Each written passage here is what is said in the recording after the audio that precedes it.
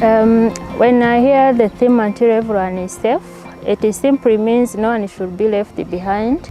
And also I think about safety as more than just physical protection. Education means to me stability, because with education I can feel like myself I am safer. Because before education, I may find it like myself, I don't know where to go and where to pursue my education. What inspired me to join this program at St. Louis University is the desire that I have to learn in a more and flexible way.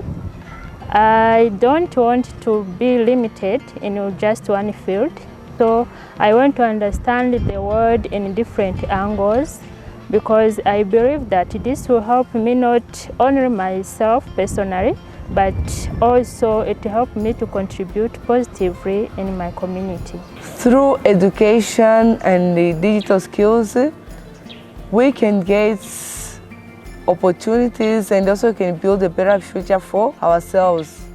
We can get education opportunities, job opportunities, and we can easily access technology. For someone to be safe, that means he has to have access to education, dignity and respect.